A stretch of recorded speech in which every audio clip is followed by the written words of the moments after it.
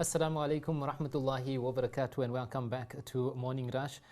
This morning, inshallah, we are now into the second half of this morning's show. And this morning, inshallah, we're going to be concentrating with regards to education and education in South Africa as a whole. And in studio, we have a brother by the name of Brother Faruk Hoosain, who has been in the education fraternity for many years, so many years of experience. We say Assalamu alaikum wa rahmatullahi wa barakatuh, Brother Faruk. Wa alaikum salam wa rahmatullahi wa barakatuh.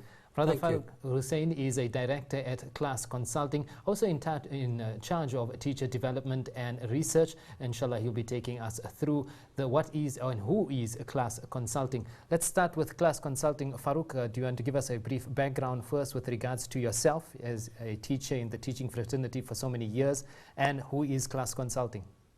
Well, thank you very much for the opportunity. At heart, I am an educationist, I am a teacher.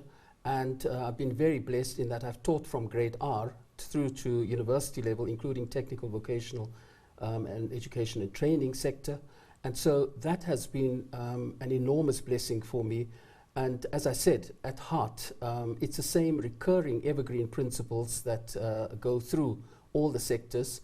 We have been around from 1977 in the education field. And at 60, I can tell you that the sector has changed dramatically.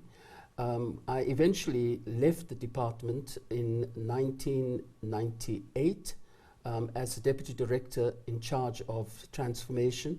And at that stage, we had put in place the curriculum 2005, which I know is anathema to many people.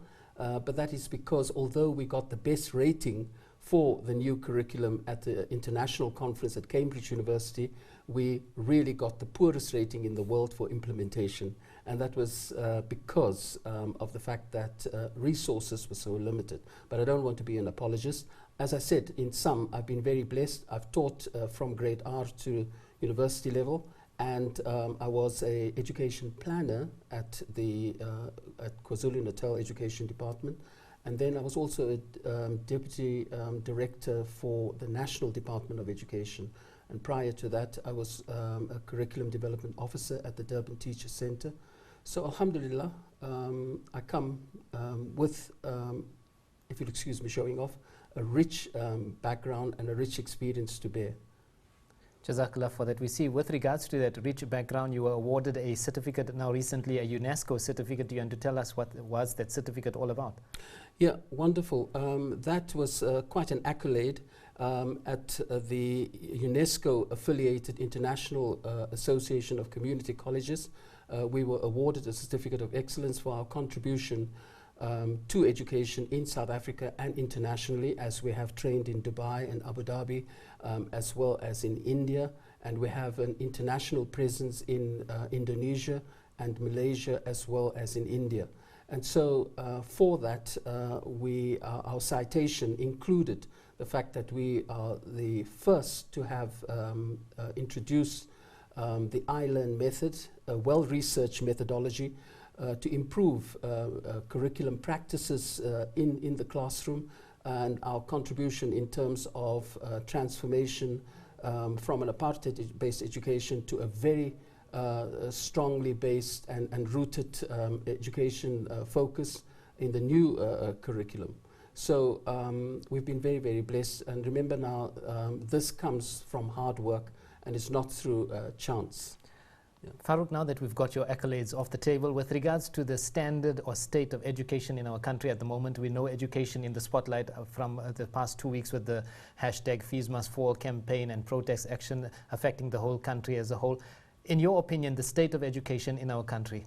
Well, to be honest, we would like to work ourselves out of business. In other words, we would like to have all teachers to be consummate professionals, but there is a big gap between policy and practice.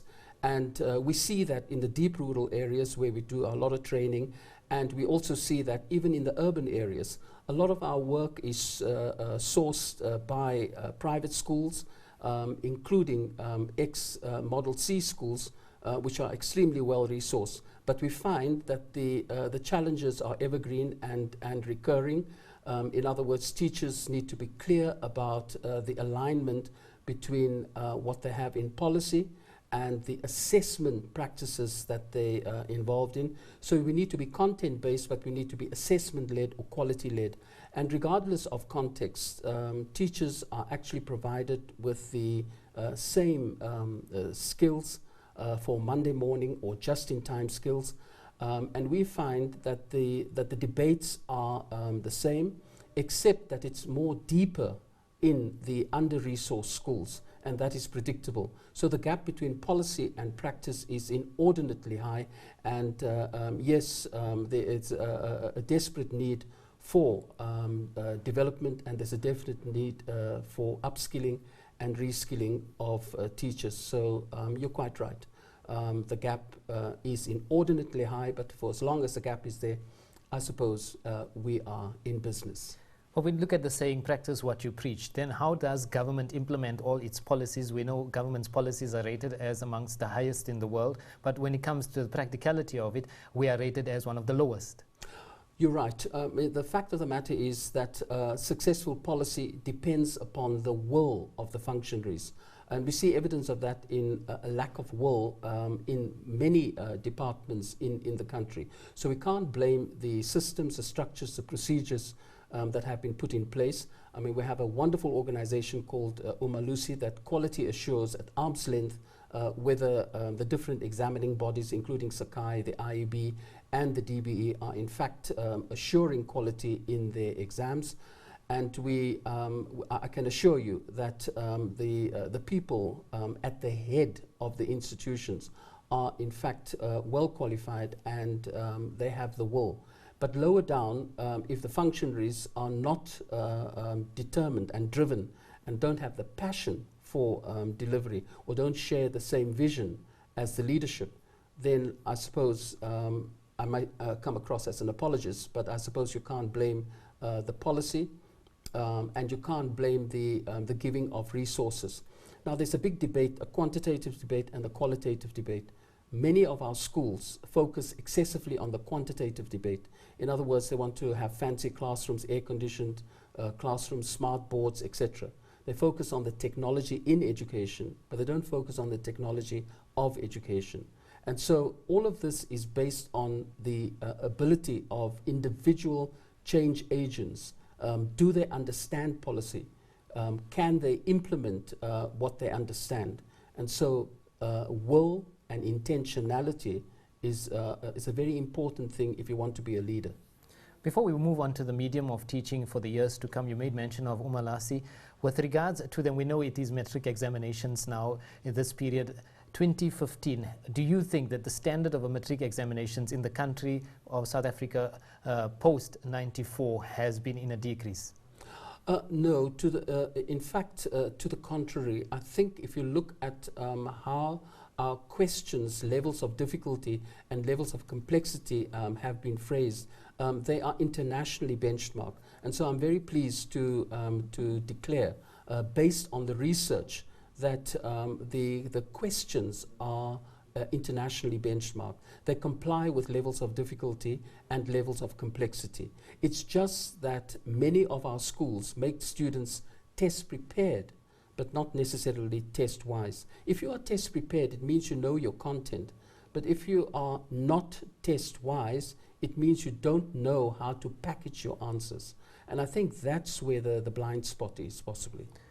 Moving on to the medium of teaching, how do you see it with regards to the future? How should then teachers be a role model for students in the years to come?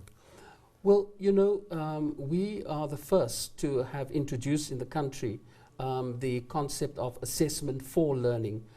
In other words, teachers need to know that there's assessment for learning, which is how you use assessment for the purposes of quality learning. And there's also assessment as learning, which means that learners know the criteria against which they will be assessed and what evidence and the quantity and quality of evidence they have to produce. And there's also assessment on learning. Now, assessment on learning is the testing culture that we're talking of. But assessment for learning is how you stand and deliver in the classroom. And it's, you know, for that we have introduced in the country the well-researched methodology based on Mazzano, called I Learn. and that is looking at intentionality, making links, and also looking at the educative focus that you're going to have in the classroom, the activities that you're going to look at, getting learners to reflect and getting learners to ask, well, if this is how it is now, how will it be later on if I look at the criteria that is presented to me and the quantity of evidence that I have to produce, and how am I going to produce that quantity of evidence, and more importantly, how well do I have to produce it. So in sum, I'm saying that teachers need to get back to basics as well. They need to know that whether it's an outcomes-based system or whether it's a content-based system, it doesn't matter. You need to be clear as to what outcomes do I want to achieve. In other words, what is it that the learner must show, know, be like at the end of the lesson, which the learner was not at the beginning. And also habits of mind and ways of thinking and ways of seeing. Are these 21st century habits of mind, or are they still belonging to the industrial age or to the agricultural age? And so our methodology in the classroom is important, but more importantly, if you don't have a clear vision of society, if you don't have a clear vision of what you want the learner to be like in this 21st century. And remember now, when we're looking at the first revelation given to Prophet Muhammad, it was in a cave. It wasn't in an air-conditioned setting, and yet it was prefiguring in a strategic way the 21st century knowledge economy, where learners have to be encouraged to read. And when we talk about the word read, we also have to talk about the subtext behind it, the information behind it, which is research, analysis, and asking deep analytical questions around who am I, what am I in this world for. So education should be a combination of the head, the heart, the hand, and the spirit.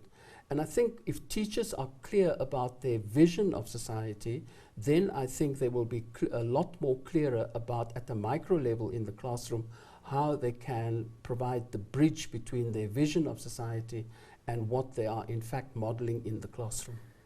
With regards to education, we see education being pivotal in any society, as you have made mention with regards to the first revelation was read in the name of the Lord. And we've also seen in the United Kingdom where they focused on education. They primarily wanted people to be educated at all times. I mean, this is a sunnah of Nabi Sallallahu Alaihi Wasallam and a sunnah coming from the Islamic culture. Wonderful.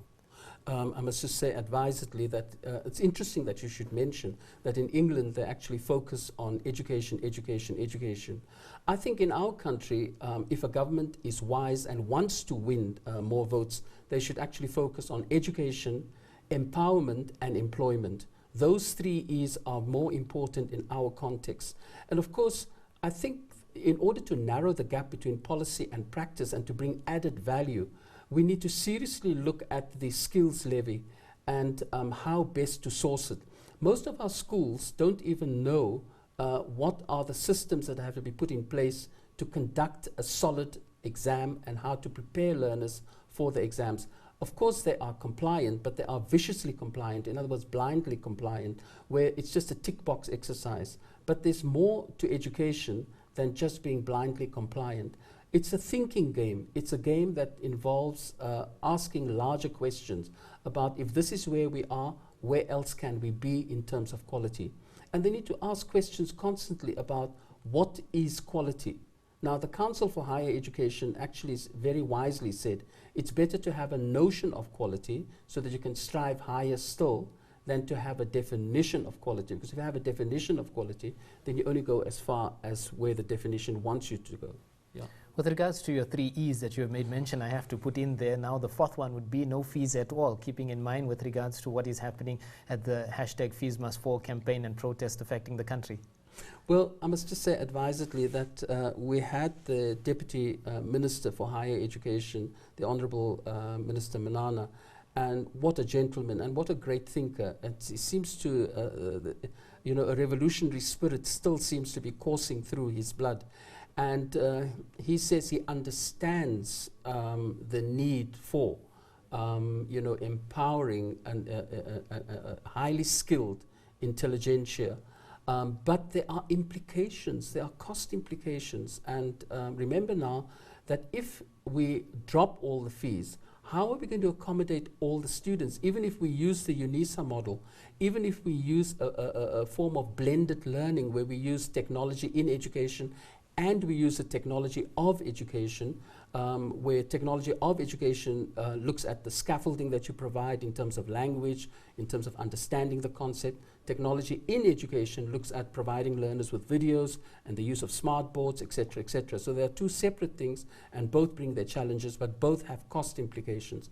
And in fact, if we're going to say all students are allowed entry to the university, how are we going to accommodate all of them? And we're going to have to build new classrooms. The student-lecturer ratio will have to be considered.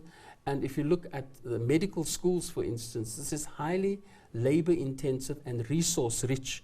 So it's ideal to have all students coming to the university.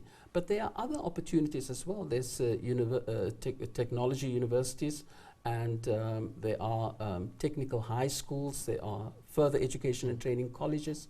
And so we have to look at other options as well. All the fingers on the hand are not the same. And so we can't all aspire to want to go to university. There are also short courses, there are also just-in-time courses. But I'm partial to the notion that, you know, whether you're offering a diploma course at the technical colleges or whether you're offering a degree course at the university, your habits of mind, your ways of thinking should be 21st century based, and that for me is more important, because you have to have the qualities of a lifelong learner. And I think, yes, you're right, there should be a strong cohort of people, but the nature of the learning, whether at the technical college or whether at the university, whether it's a certificate or whether it's a diploma, needs to be looked at. And the large question is, what habits of mind are we encouraging? What ways of thinking, what ways of seeing are we in fact profiling?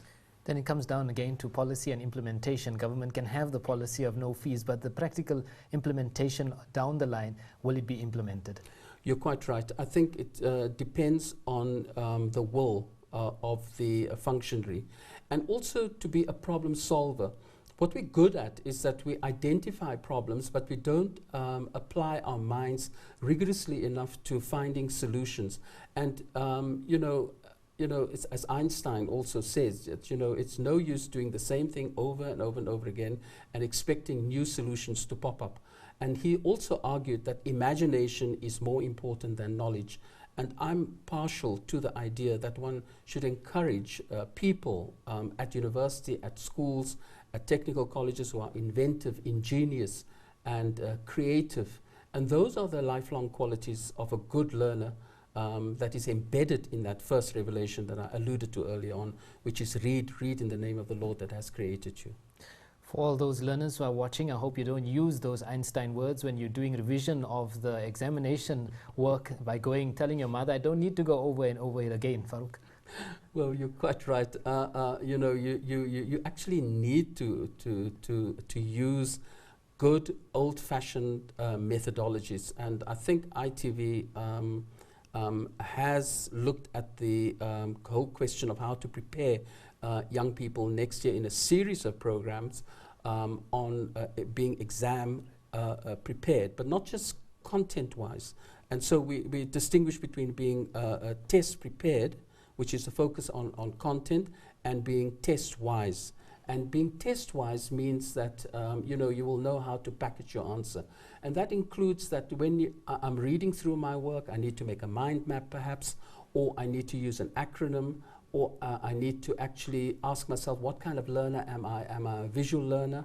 Am I an auditory learner? Am I a kinesthetic learner? And with each and every one of those approaches or styles of learning comes a way of approaching the exams to remember the facts. And so preparing for exams is partly the use of memory, but more important, the skill of knowing what is the command verb in the question. If a verb says discuss, that's different to list, and therefore you need to know how to package your answer, because listing a fact is different to evaluating or looking at the cognitive demands in evaluating, and looking at the levels of complexity in the question, which means the problem-solving steps that you need to employ. And so I would urge students to be wise when they are reading the questions. Look at that command verb, and then look at the levels of complexity. In other words, how many problem-solving steps are involved, and then decide, how am I going to package the answer? Because remember, the library shelves are heavy with the same content of that area of work that you are studying. But it depends on how you present, or more importantly, on how you represent the work. Brother Faruk Hoosain, Director at Class Consulting, any last closing words of wisdom to teachers and learners alike? Well, I think we need to say to ourselves that, you know, like doctors will say to you that the light of the universe, the good Lord of the universe, cures, and that they merely treat. Now, we need to say to ourselves that we need to be inspired by the light of the universe, the good Lord of the universe, and the charges that we have, the people that we have in front of us. They will be our recurring blessing, because if you touch the lives and heart of the learner, if you provide an education of the head, the heart, the hand, and the spirit, then I think you are actually you are fulfilling your trust in that classroom. And you have to be prepared. You have to be like a scout. You have to have plan B up your sleeve, because teaching is unpredictable. I used to have my stomach going into a knot on a Sunday afternoon, because although I had my lessons all planned for the week, you don't know what unpredictable question a learner might ask, for which you have to be prepared. And you have to be a lifelong learner. You have to know that there is a South African Council of Educators. They talk about the continuing professional development points, and you need 50 points every year over a 3-year cycle, which makes it 150 points. And therefore, all teachers have to model what it means to be a lifelong learner. And we try to do that for all our schools in the country, and we're very blessed in being able to do and offer accredited courses that are SACE approved. Brother Faruk Hoosain, Director at Class Consulting, we say Jazakallah for taking out some of your time and joining us here on a Morning Rush this morning. And with those words of wisdom, we say Assalamu alaikum wa rahmatullahi wa barakatuh. Wa alaikum salam wa rahmatullahi wa barakatuh. Thanks for the opportunity. You are watching a Morning Rush. Keep watching. We'll be back after this.